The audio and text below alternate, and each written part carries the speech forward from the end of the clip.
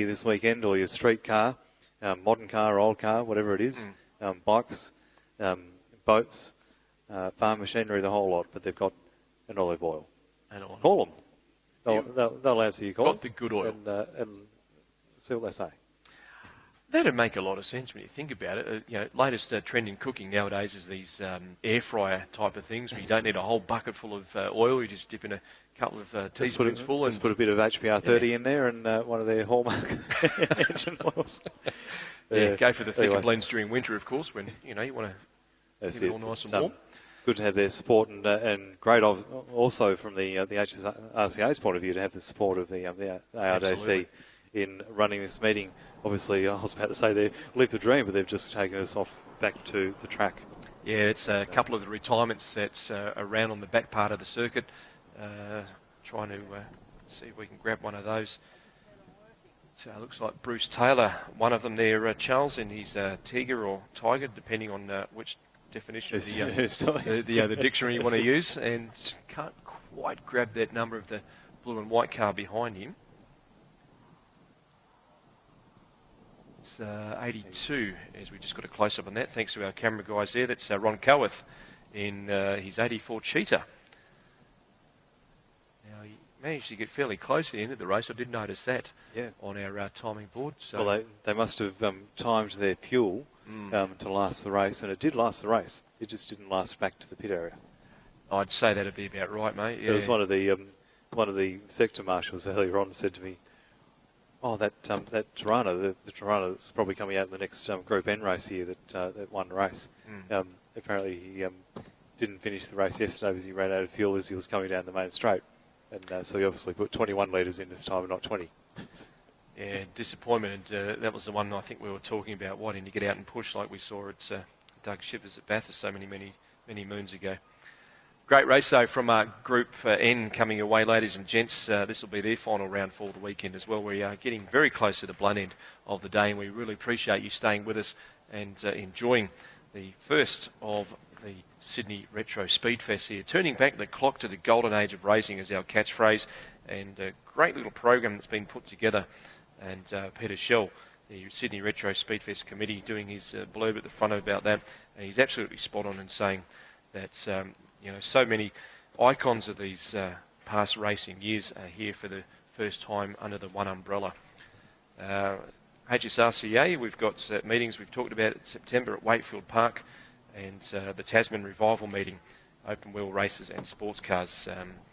That is the 29th and 30th of November. And of course, if you want to know how you can get involved in motorsport, two ways of doing it here at the track. You can go to CAMS and go that way, or you can come and speak to us here at the Australian Racing Drivers Club and become a member. There's a lot of perks involved. Some cheaper tickets, trackside access for certain events, maybe a little bit of VIP kind of work, and very much a integral part of motorsport here in New South Wales is the ARDC. Welcome back to John Young on the microphone. John, you've had a chance to have a little bit of a breather, get out and enjoy some of that lovely sunshine that's been out there. Well, there's that about it. I wanted to go down and have a look at some of the cars on display in the pit area, which we don't get to very easily from over here. It's a long way up, mate, and our requests for an elevator have been denied yet again. Yeah, that is a surprise, isn't it? And given the likelihood that that's going to happen, I won't put a dollar on it. It was great to see some of the cars. You get really up close and personal to some of the really terrific cars, the Formula One cars. There's guys working on Porsches. You can walk up and have a look at the best cars in each of the classes in the garages being worked on. And from my perspective, go and talk to a few guys, see what happened to them, what went wrong. David Withers, we noticed, didn't finish the Group S handicap race. And in fact, he didn't start it. He just couldn't. They put a new clutch in it for that race, but he couldn't get third, then he couldn't get fifth, and then he just threw up his hands in the air and said, "No, before I break something, I'd better retire the car for the weekend."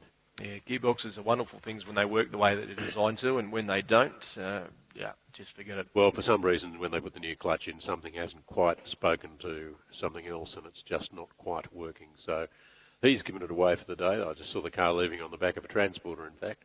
I was down there, they were working furiously on Jeff Morgan's car. I said, something wrong with Jeff's car? And David said, no. He said, they just go over this car with a fine-tooth comb every meeting, every race.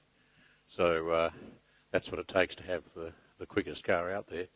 I spoke to Stan Adler, who's having a good weekend. Finished third in a race earlier today. I went round and had a chat to a couple of people over on the skid pan over there. One a guy called Doug Barber, who's running Regularity this weekend in a 3-litre Carrera, but he's planning to build that car up as yet another Group SC Porsche. And gee, it's a pretty car too, navy blue metallic with martini stripes over the top. Looks magic. And Regularity's a great thing to see, and we saw some very, very close points in the last run. I think one of them was only about 6 points after their 15 or 20 minutes worth of getting out there and running around. So consistency, as Charlie and I were talking about a few moments ago, with Tom Tweedy getting out there doing a 28, a 28, a 28, and getting caught up in lap traffic, which you try not to in regularities, as we talked about, and ended up finishing with 29s under his tyres. Well, it's interesting. You look at Tom Tweedy, the way he was going, he could have just about won Regularity as well as blitzing the opposition in his racing this weekend. As you say, 28's just time and time and time again. Not actually hanging around, is it? No, not here, and we know that particular car has been rapid all weekend, hence the 4 wins that Tom's scored for himself, and it's going to do him absolutely no harm whatsoever for his racing career, and we wish him the best of luck for wherever he ends up going to, and I know Formula 3 would probably like to see him do a little bit more as well. Big thanks to Penrite Oils, as we mentioned, and of course looking after us all weekend. And we talked about the Regularity group just a moment ago. Deus Ex Machina, to them, a team trophy. We're expecting to see some trophy presentations down on the dice. Might not go to that just yet, as we see our Group N cars, John, coming back out on track. And it's a field that's been pretty exciting in their own right.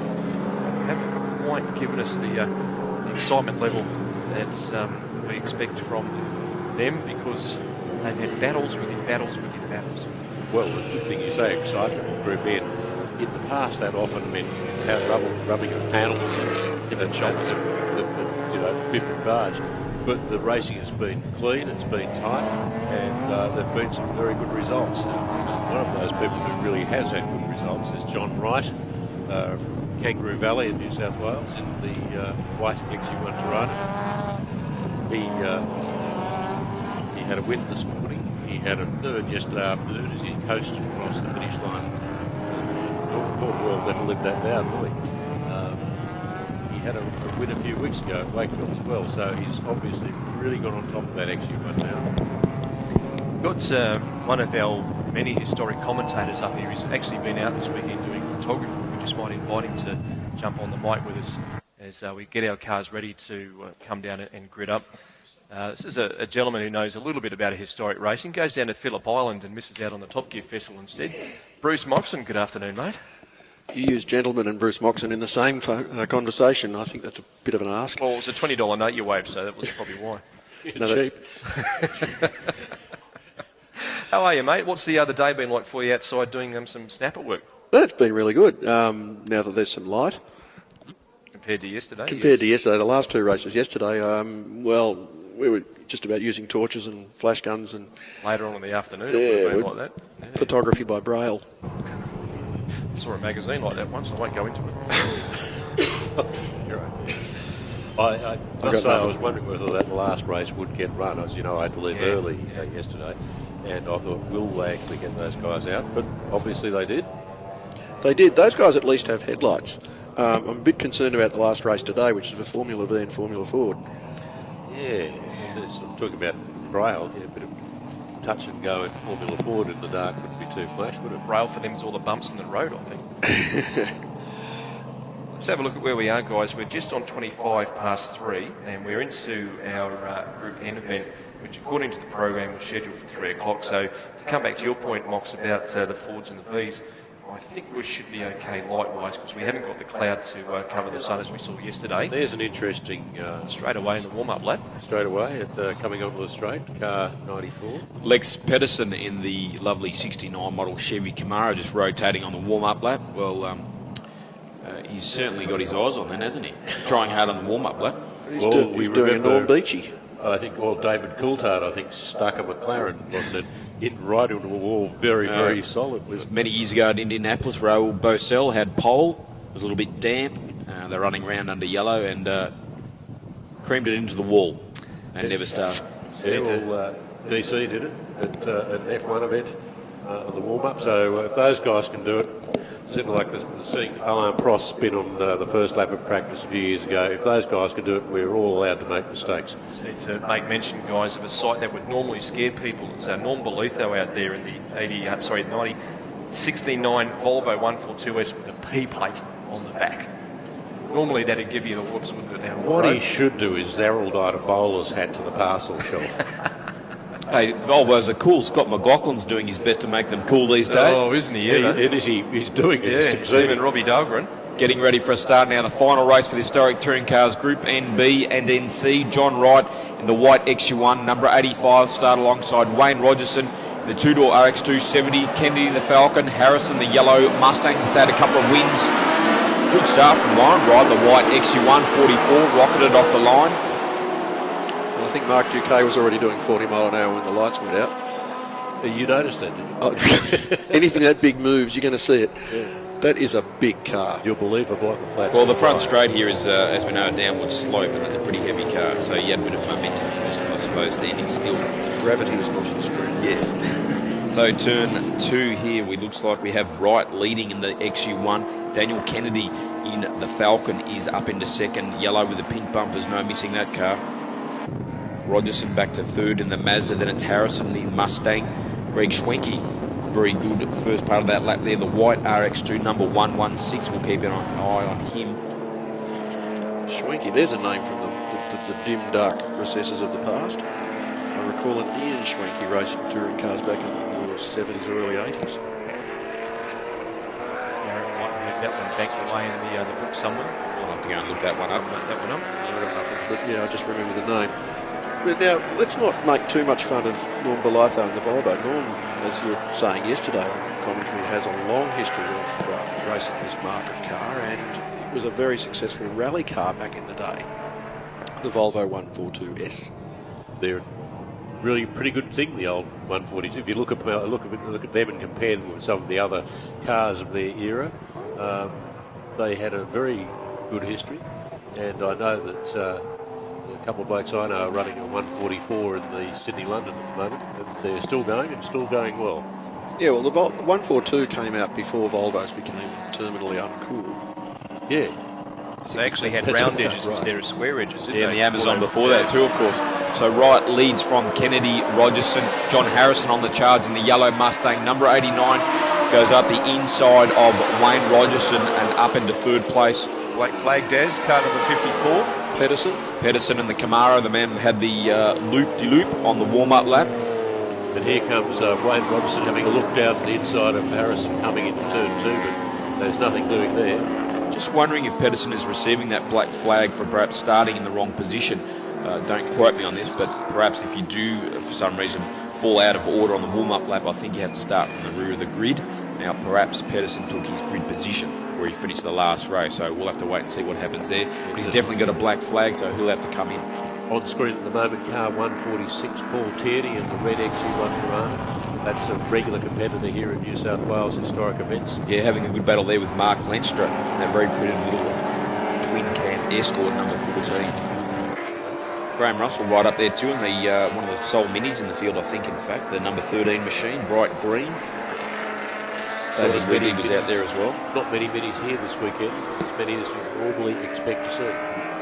We are going to have a Mustang versus mini race, of course, at Muscle Car Masters this year, so hopefully we'll get about 40 minis to give the V8 Fords a bit of carry, celebrating the 50th anniversary of the Ford Mustang this year.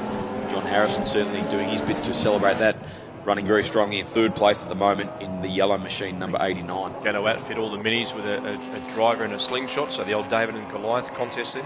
Oh, they'll be doing the Italian job, another big slipstream down the front straight. Of course. And it was a sling, not a slingshot. The shot was what came out of the sling, is that how it worked? No. Kennedy leads, Kennedy in second behind John Wright, the XU1.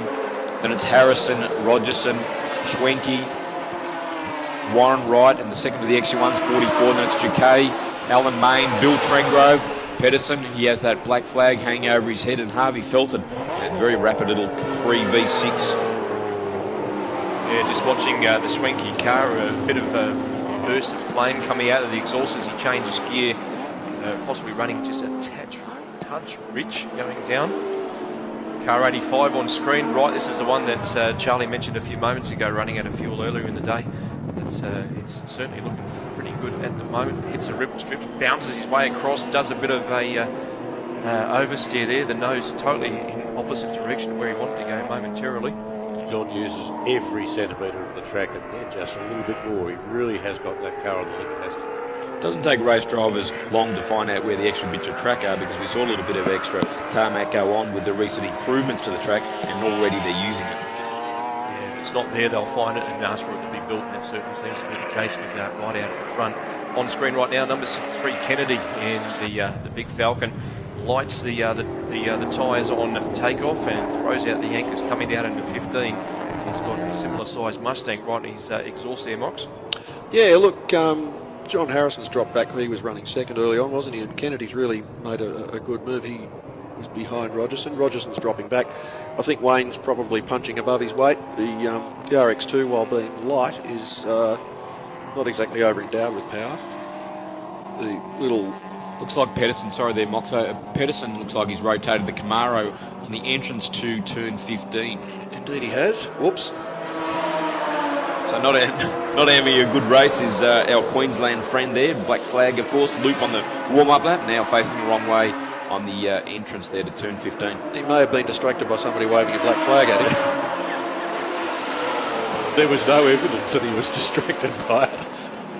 He's rolling the car back onto the hard standing, and as Darren Knight pointed out, part of the extension work's done here over the last couple of years. And he's got only one car coming towards him. Is he able to get that fired back up? Is going to be the question. Bill Trengrove goes up the inside of Mark Jacquet down at turn 1. They had a great battle in race 3 this morning. So the red Mustang, number 22, Bill Trengrove, running the NB Mustang versus Mark Jacquet in the Galaxy, 427 under the bonnet. The NB cars up until the end of 1964, they're allowed a maximum 6-inch wide wheel versus the NC cars, such as Mark Jacquet's Galaxy, which is actually a 63.5 model, but it's running to NC specs, which means he's allowed a maximum wheel width of 8 inches. It'd be a pretty brave man to run a Galaxy on 6-inch wide wheels, wouldn't you? Oh, look, I don't think... once the brakes are that small, with relation to the rest of the car, I don't think the wheel width makes too much difference. But the Galaxy did come with 8-inch wheels. Mark was quick to point out to me a couple of years ago, and he said he thinks he should be allowed to run in NB, but he doesn't care. He's having a great deal of fun. The car appears to have about 15 turns lock to lock, and where I was photographing the earlier race at turn 2, he seemed to be using all of it. Yep. And starting to step out a little bit, so we'll keep an eye on that towards the end of the race. That's when it gets really spectacular. The poor old Hoosies under the big Galaxy really do work pretty hard once the race draws on. Well, putting things sideways is the second form of braking, isn't it, I think, in the Galaxy? You got to slow it up somehow. Yeah. John Harrison, the fastest man on the circuit at the moment in the Mustang, a 1:49.30. So he's in that battle for third, or soon to be battle for second place with Daniel Kennedy in the Falcon. Once again, Trengrove and Jacquet side by side down the front straight. Trengrove switches back up the inside. The Mustang a little bit more nimble than the bellowing Galaxy of Jacquet. I reckon Mark Jacquet just thought he had that done that time too. Would have been very disappointing for him. Graham Russell, the little Mini Cooper there, fending off the Tierney XU1, number 146. Oh, how close is Jacquet on the back of Trengrove, though, coming out of turn 2? This is terrific stuff. Actually, does the Galaxy even have front disc brakes? Do we know? Yes, think it might. It does. Yeah. It does. A little bit of a brake lock up there for Kennedy in the number 63 Falcon, the man in second place. And the reason for that lockup is a yellow Mustang with number 89 on the side. John Harrison right on his tail as they go around the back of Corporate Hill and down to turn 15. Once again, the Mustang all over the rear of the Falcon. He's given him a really good hurry up, isn't he? Falcon's rear ends trying to be as wide as possible to hold out the Stang as they come out of 15, as we see the RX2 just behind him. not in the hunt just yet. But as you pointed out, Bruce, smaller car, maybe not as powerful, but that nimbleness on the back part of the circuit as... Duquet's had a very big moment coming through the hairpin there and nearly cleaned up Alan Main in the process. Like swatting a fly really once the tail of the Galaxy steps out. It's a whole lot of mass to try and control. And meanwhile, I must say the bloke would be most keen on a good passing move there by Graham Russell on Leinster coming in through turn 15. So the battle between Kennedy and Harrison rather would just be what John Wright would like to see in his mirrors at the moment. Oh well, that'd be a huge help to John Wright. Yeah, it's hard to know where to look. There's battles all over the track, as it should be. Yeah, it's certainly a good race when it comes to these guys. Bruce and Daz, the Leinsterers, used to race the Hillman Imps for a few years and obviously moved away from them. And these blokes have been fighting so hard through 15, 16, 17... Almost 16, rubbing 17, door 18. handles on the front straight here. Paul John Kearney Leinster. says this is exactly a repeat of the passing move we saw yesterday with the Skyline in the C&A race. It just opened the door for Paul Kearney, who'd been sitting behind but not being able to do anything for about 3 laps. Suddenly there's this door open while the two fought over nothing really. And Paul Kearney takes a nice jump on it. Back to watching this huge car of Mark Duquet circulating around the track, the 427 number on the side. Big enough so when the race starts, the front end gets to turn 1 and the rear end still around at turn 18. Just about Alan Main really starting to give some hurry up to Mark Duquet and the Galaxy. Well, I think that'd be the trick with Mark's car. You just nibble away at him until he cooks his brakes and tyres, and then you just move past. She's having a look down into 15 now. Duquet closes the door on him. Tries to keep it closed as they come around. Moves out a little bit wide out into the hard standing. Comes back onto the track, closes the door yet again as a puff of smoke out of the exhaust of the RX2. Yeah, don't worry too much about flames and smoke out of rotaries. It's fairly normal. Yeah. Oil seals? What oil seals? They actually pump oil into the combustion chambers as part of the combustion process to lubricate the seals. So, there you go. Schwenke into the pits in the Mazda. Well, it's disappointing for Greg after running very strongly. And strongly all weekend too. Oh, watching Wright getting very squirrely coming out of there. Totally was offline there out in front. So John Wright pedalling still hard because you can see that big yellow Falcon with the headlights and the pink bumper ablaze. Speaking of Hillman Imps, there they go past David Roots. David Roberts, I should say, and the old Roots Racing, part of the Roots group. Chrysler, Hillman was also part of the Roots group. A bunch of manufacturers sort of joined together there. And that car's for sale. The question I was going to ask guys about the Leinster brothers. Do you know why they moved away from the Hillmans into... Father and son. I beg your pardon, father and son. Just a different choice of car for them to go racing in? Or? Yeah, Escort mounted now the father and son. So they ran the Imps for several years. I guess a bit of a change. They wanted some more capacity. The Roberts machine has all of 993 cc's. And he himself has moved into a Coupe who's running at Wakefield about a month ago. So I think at the time he was trying to work out what he'd bring out here. So first world problems. Yeah, decisions. Main up the inside of GK. Gets it done. Finally. He's been nibbling away, as you pointed out, Mox, at that one, and gets through on the big Ford down into 15. Has a chance to get some clear air now in front of him. Daniel Kennedy is really starting to reel in our race leader, John Wright, the white XU1, going into turn 1 as we speak. So we'll keep an eye on that battle for the lead, the big yellow Falcon of Kennedy. Oh yeah, the race. He really has made up a lot of ground on Wright, hasn't he? Wright's now driving very defensively, taking a very tight line into the second corner there. Got plenty of time to do it too. We have roughly 6 to 7 minutes left of this race. They're all time certain races. They're not actual laps. So he's got a few, you would think he has 3 or 4 laps at least left to reel in that leading Tirana of John Wright. Wondering if Wright's tyres are starting to get a little bit... well, Kennedy's are as well. We just saw the rear end step out. Oh, Wright just had, well, he almost arrived at turn 5 tail lights first. This is like a battle of mass destruction, isn't it, with those tyres on those two leading cars? Harrison must be laughing at the moment. Well, he could be aiming for a Bradbury again, you reckon? Yeah, well, his tyres might not be any better, of course. Yeah, it looks to me, after seeing the way that car performed relative to the other two yesterday. Duquet! Sideways. Well, he's got back past Alan Main, no doubt down the straight. David Roberts, a little imp, giving Mark a very wide berth, which is a very wise move by David there. If you want to get swatted over the fence. And another battle going on. Mark Leinster right on the tail of Graham Russell's Cooper S. They come down into turn 4.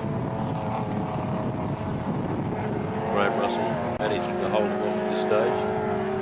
A couple of the minnow cars in this category of big, small and medium. As we see the small and the big car. Yeah, Chris Du Bois and the twin cam Escort having a good battle there with Tony Antoon in that lovely second generation shape Mustang. Kennedy now into the lead, so the Falcon gets one over the Tirana with only a few laps left to go. What can John Wright do? He's right. Look at the four-wheel drift from Kennedy. John Wright will have a look up the inside here, will he, at turn 2? Close enough.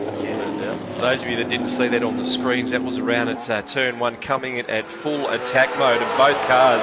This is the Falcon and the Tirana coming at about 30 degrees to where they should normally have been, and the Tirana has got his nose buried in the exhaust of Kennedy's number 63 Falcon coming out of 3. Just backs off a little bit out of full there, Monks. That, yeah, drift off. Paul Drift Stubber off. School of Drifting underway here. I think they call that proximity in drifting, don't they? Well, Full points for both of them. Tandem drifting. They're both putting on a terrific show of car control, throttle control. Put on a Neil Crompton hat. They're both grip limited. With let's just Wright perhaps less grip limited than what Kennedy is. He's I don't think there's much in it. No. right up the outside. He's trying to go the long way around. Pretty ambitious. Gee whiz, this is great stuff. And Harrison's back there going, you beauty. Geez, they made 15 3 times as wide as it normally is. Yeah. Well, Harrison's closed up a lot on them. What was the gap at the last Well, lap? he just travelled about 60 metres less distance through He did too, yes. Oh, big understeer there from Kennedy. It's down at 17. It's down into 18 they come now. This is where the legs of the V8 will come into play. Last lap board is out. John Wright looking almost relaxed there as he came onto the corner. He won't be relaxing this last lap. Daniel Kennedy doing all he can to make the most of the 351.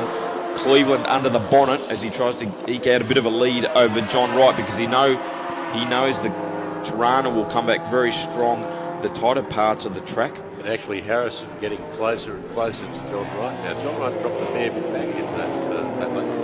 Yes, it's where Wright they will pick up some room on Kennedy down into turn 2. You can see he's cleaned up about 2 or 3 car lengths. Watching these cars under attack mode as they get into turn 2, turn 3. And you're right though, I think Harrison's going to be waiting for the crumbs, but it's 1 lap to go as Wright gets terribly untidy coming out of 3. Pretty handy rally car there, actually. One, of course, Colin Bond won 3 Australian Rally titles there. The HDT, 4 titles in the mid-70s, but it's probably not in his plan when he came this morning. Look at him using all of the track there as he tries to attack the Falcon of Daniel Kennedy. Only a couple of corners to go for Wright to make the most of the tight turns here and get one up on Kennedy, who of course will have the legs down the front straight. Coming down from behind turn number 14 now, down into 15, and he has a look on the outside. He'll be braking as hard as he can. Well, goes out too wide though. Yeah, it didn't work last time, and it didn't work this time either. Lost a lot of ground there, Wright. So Kennedy, handy lead now in this final tour for the historic touring cars. Classic Holden versus Ford battle. Looks like the Big Henry might have just enough to get in front of the XU1, but Wright is still pedalling hard. Harrison looking on in third in the Mustang. Checkered flag at the ready. Daniel Kennedy in the Falcon, Wright doing all he can in the XU1. Won't be enough. Daniel Kennedy will take the checkered flag in the final race for the historic touring cars. Great drive from John Wright, the little Tirana. John Harrison, a strong third in his new Mustang. Wayne Rogerson was fourth in the Mazda. Rice power, as they say. Bill Trengrove should be next, but boy, Way back. way back. The leading group. Mark UK once again drift. Great deal of opposite look coming onto the straight.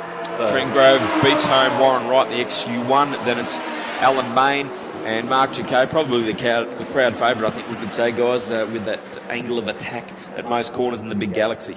Takes me back to Peter Hopwood in the Impala back in the early 80s. Oh, wasn't that great fun? He used to come onto the straight at Amaru Park, hang the tail on that right-hander, and if you looked at the side of the left rear quarter of the Impala, it was shaped just like a piece of arm coke. It was, yes. It was fantastic. Peter Hopwood said at the time, he said, imagine putting your washing machine on spin, sticking your hands in there and grabbing hold of the barrel and stopping it, and then it starts to spin back the other way. And he said that's what it's like to steer the Impala. So Good bloke, Hopper. he was a lovely. First met Hoppy when we were running in hill climbs and things out at Silverdale and places like that. He and Carol were running, my wife and I were running. He had a Healy 3000 those days. It's good to see his old Lotus Elan still running out here. Yes. And Peter's Impala still survives in the West, in fact. Don Behetz owns the car now in WA, takes it out for the occasional blat. Now, he'd had four-wheel drums. Yeah. Shut up.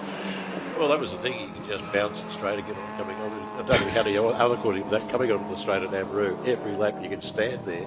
He'd come out and he'd go bang into the guardrail. Don't forget, folks, if you'd like some historic touring car merchandise, the Historic Touring Car Association of New South Wales has a stand at the back of the paddock, behind the main pit complex down the back there. They have some great posters, some T-shirts, caps, and also polo shirts. So make sure you check out their latest merchandise. So recapping the top three: Daniel Kennedy, the winner in the Falcon from John Wright in the Tirana. John Harrison rounding out the top three in the Mustang. Any DNF, unfortunately. About lap 7. Yeah. Did you get out to lap 9? So we got out lap 10. So maybe an issue, or just didn't make it for the checkered flag timing wise. A couple of cars didn't make it out, but fantastic race there at the top end of the field, fellas. And Kennedy, Wright, Harrison really turning it on for us over the last couple of laps. And of course, Mark Duquet in that big Ford Galaxy. And you can see why it's called a Galaxy, can't you? The thing is just